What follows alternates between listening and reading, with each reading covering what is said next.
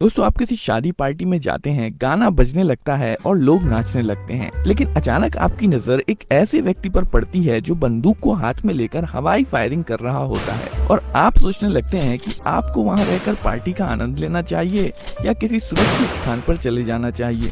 चाहे किसी की शादी हो, जन्मदिन समारोह हो या नए साल का जश्न के दौरान गोली चलाना न केवल भारत में बल्कि रूस, अमेरिका, पाकिस्तान, अफगानिस्तान के अलावा अन्य कई देशों में आम बात है।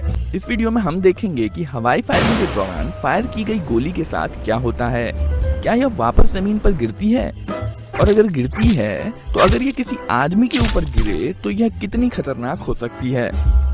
दोस्तों, एक पुरानी कहावत है कि जो ऊपर जाता है उसे नीचे आना ही होता है, और ये कहावत पृथ्वी की सतह से फेंकी गई या दागी गई किसी भी वस्तु के लिए सही है जो अंतरिक्ष तक नहीं पहुंच पाती है, अब चाहे वो गोली हो या फिर एक क्रिकेट बॉल। पर क्या किसी गन से फायर की गई गोली में इतनी स्पीड होती है कि वो अंतरिक्ष में जा सके? अगर ये मान लें कि पृथ्वी पर कोई वायुमंडल नहीं है तो पृथ्वी की सतह से किसी भी चीज को अंतरिक्ष में पहुंचने के लिए उसे कम से कम 11.18 किलोमीटर प्रति सेकंड की वेलोसिटी से फेंकना होता है, जिसे एस्केप वेलोसिटी कहते हैं।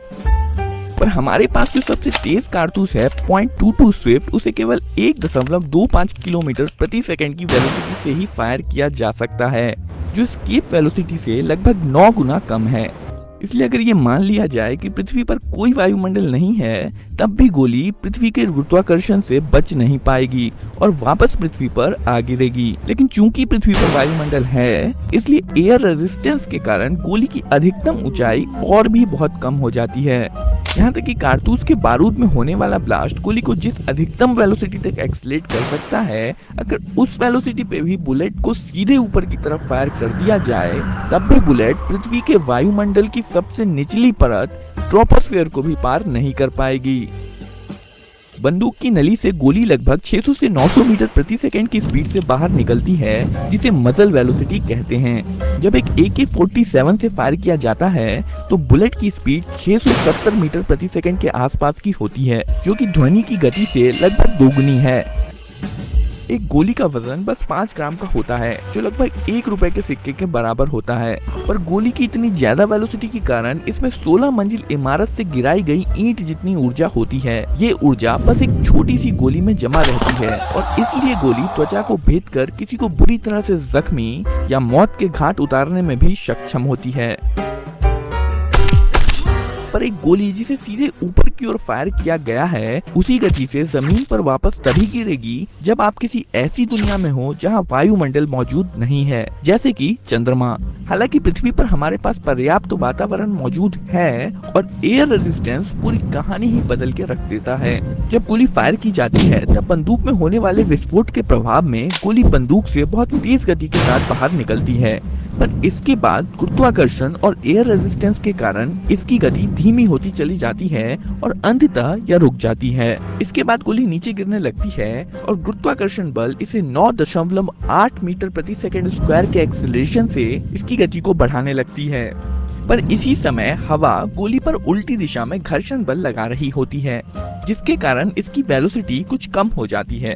गुरुत्वाकर्षण के कारण जैसे जैसे गोली की गति बढ़ती जाती है, वैसे वैसे हवा का घर्षण बल भी बढ़ता जाता है और एक समय ऐसा आता है जब गुरुत्वाकर्षण बल और हवा का घर्षण बल बराबर हो जाते हैं। इस अवस्था में गोली पर कोई नेट फोर्स नहीं लगता है और गोली की वेलोसिटी बढ़ना बंद हो जाती है, और अब चाहे गोली जितनी भी नीचे गिरे, इसकी वेलोसिटी नहीं बढ़ती है। ये वेलोसिटी गोली की आखिरी वेलोसिटी है, जिसे टर्मिनल वेलोसिटी कहते हैं।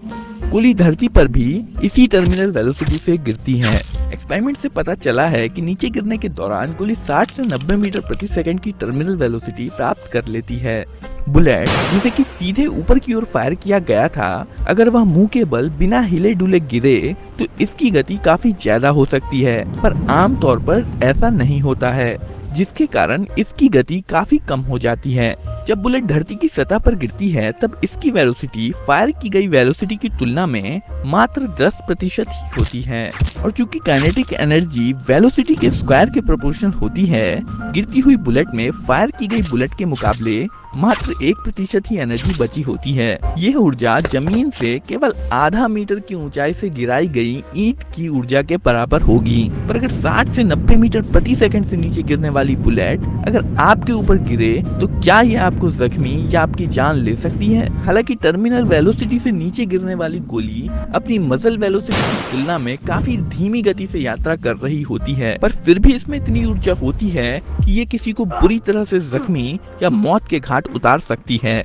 मानव त्वचा को भेजने के लिए बुलेट में जो मिनिमम वेलोसिटी होनी चाहिए वो है 40 से 50 मीटर प्रति सेकंड। वहीं हड्डी को भेजने के लिए बुलेट की मिनिमम वेलोसिटी 60 मीटर प्रति सेकंड होनी चाहिए। नीचे गिरने के दौरान बुलेट की वेलोसिटी 180 मीटर प्रति सेकंड तक पहुंच सकती है और इसलिए इन बुलेट्स में मानव शरीर को गंभीर नुकसान पहुंचाने की क्षमता होती है। 6 अप्रैल 2014 को लेबनान के सिडोन में 2 बच्चों की मां जो कि गर्भवती थी के सर पर एक आवारा गोली लगने से उसकी मौत हो गई।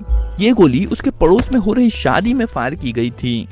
12 अक्टूबर 2003 को सर्बिया के बेलग्रेड में शादी में आए मेहमानों ने गलती से 2 सीट वाले एक छोटे विमान को ही मार गिराया, जिसमें विमान में सवार लोग गंभीर रूप से घायल हो गए। शादी समारोह को एक खुशी का मौका माना जाता है, पर उत्तर भारत में चौंका देने वाली संख्या में ऐसे मामले सामने आए हैं जहां शादी के दौरान की गई हवाई फायरिंग के कारण ये खुशी के मौके हादसों में तब्दील हो गए। आपके मन में शायद ये सवाल आ रहा होगा कि अगर जश्न के दौरान फायर करना इलीगल है तो मिलिट्री फ्यूनरल्स के समय फायरिंग क्यों की जाती है? अगर ये इतना ही खतरनाक है तो हमारे यहाँ 21 तोपों की सलामी का रिवाज क्यों है? इसका जवाब बेहद आसान है। इन मौकों पर बिना गोली वाले कारतूस इस्तेमाल किए जाते हैं जो बस आवाज और धुआं करते हैं पर कुछ भी फायर नहीं करते हैं।